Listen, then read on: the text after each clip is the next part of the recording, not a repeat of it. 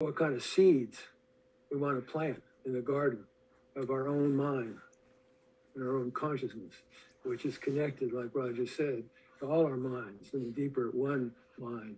So we're all called, you might say, to make conscious choice. I spent some time today making a prayer arrow for focusing of intention. What seeds do we want to plant to be empowered by that growth power coming up from the earth? And especially in these challenging times that we're living in. What kind of seeds do we want to plant for our own lives and for the collective life that we share with humanity and all life on Mother Earth? And that power coming out, that huge power, do we want to try to control it? Well, Western culture has tried to do that. See what that's brought us to. Indigenous people, instead of trying to control it, let's open up to it with respect and humility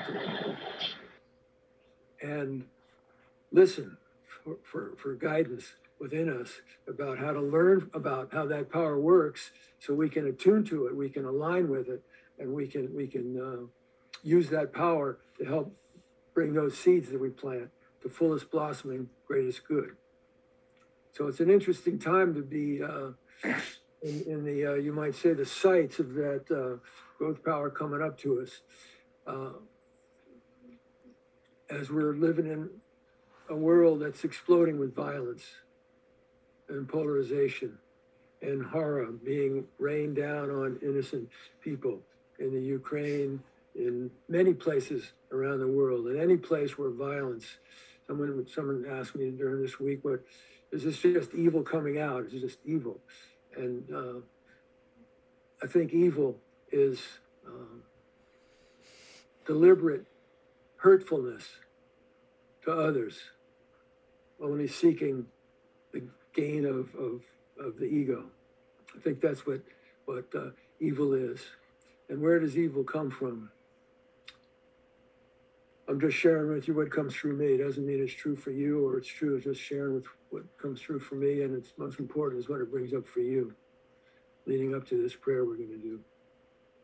Seems to me the desire to hurt another person for selfish gain, evil, violence, it comes from fear.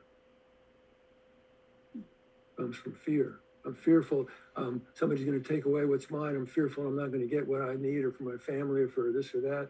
And so, or quest to have power over through violence. Why? Because on the deepest part of my being, I feel a lack of connection to meaningful power inside of myself. So these artificial ways of trying to be hurtful to other people, conquer other countries, comes from fear. And where does the fear come from? Fear comes from the perception of separation, the perception and belief in separation, so that we're asleep to the true reality of reality, which is, as Roger spoke about it, seamless, interconnected oneness. Call it God or the goddess or the Tao or Mother Teresa or whatever you want to call it. The essence of cosmic consciousness, oneness, and being. So we're called to make conscious choice about what seeds to plant in these times of great violence. And that triggers something, strong feelings in all of us, different reactions, all kinds of reactions. And I remember it's so easy to demonize the other, whoever the other is, the vaxxer, the unvaxxer, the this, the that, the Putin, the Trump, whatever. It's so easy to demonize when they do acts of that feel like evil and are evil because they're hurtful to other people. I remember what the Dalai Lama said about his reactions to the violence perpetrated against the people in Tibet, his people, and toward himself, having tried to escape from China many years ago. He said we need to solve, if we want to plant seeds for real peace in the world, with justice and equity, a peaceful, just, beautifully diverse, healthy and happy world, then we have to heal the war inside of us. We have to heal the perceptions of separation inside of us. And sometimes it's necessary. Another person asked me this week, who was in the anti-war movement and a pacifist and nonviolence. He said, so when you have someone like Putin coming in, violation of so much in Ukraine, or like Stalin, or Hitler, or anyone, any authoritarian figures, and they're bullies, and you've tried all the ways to negotiate a peace, and it doesn't work, and the bully keeps on. So you have to make a choice. You have to make a decision. Am I just going to lay down my body and let it run over me, or take up arms against violence and use violence to defend violence? And so I've been really working with that inside of myself, and I found myself going back to for guidance, wisdom guidance about that, to the Bhagavad Gita. And when Arjuna is facing a situation the night before going into battle with some of his relatives the next day, and he's torn up about this. Doesn't believe that violence, doesn't want to do, especially against his own blood. But the situation has come to the place where that's what's necessary. Peace, all the negotiations for peace have not worked, and now the bully's coming on. So to defend justice and defend righteousness, he goes ahead with the violence as a warrior to defend innocent people. And Arjuna is guided by Krishna. Very similar to what Ram Dass said many years later. He said, do what you need to do, but don't place anyone outside of your heart. It's then you're contributing more to the perceptions of separation, which is violence, which feeds the fear, which is what the root causes are of the violence we see in the world.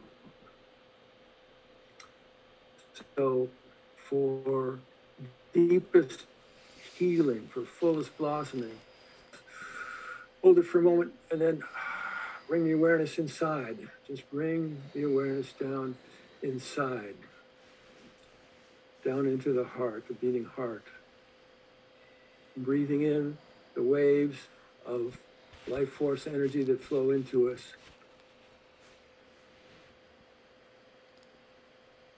Breathing in peace, sending out love to Brother Hefe, Sister Susan, Sister Tina. So many of us here gathered right now need extra healing energy. So many of us know people in crisis that need extra energy. We're going to be singing this song. Keep your monitor, your mute thing on so it doesn't garble everything else. I'll be the only one singing it out loud. Sing along with me, hum along with me, and do what the words of the song say. So they're not just empty words. This is a prayer song for healing, opening us up as a collective channel for healing light and love flowing through us, going to all the ones that are here now, all the ones that we don't know, all the ones that we do know, all the people in the Ukraine, the innocents in Ukraine, the Russian soldiers, just like our boys and girls sent to Vietnam, didn't want to go. Russian soldiers, innocents, also being controlled, sending out healing prayers to them, to Putin's mind, to Trump's mind, to all the minds, the oneness mind, being channels for healing light and healing love. And we're not alone in doing this work. So the words of this song start with, I'm sending you light to help you remember.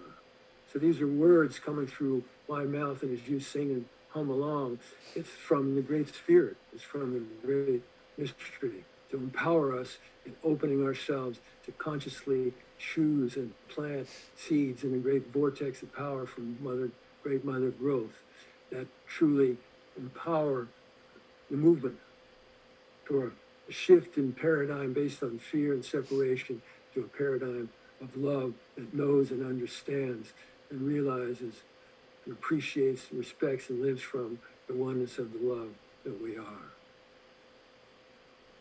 I'm sending you light to help you remember.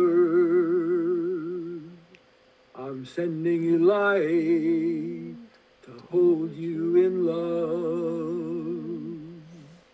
I'm sending you light to help you remember. I'm sending you light to guide your way home. Love is the answer. Love is the key. Love is the healer. Let love flow through me. Let love flow through thee. Let love flow, Yahweh.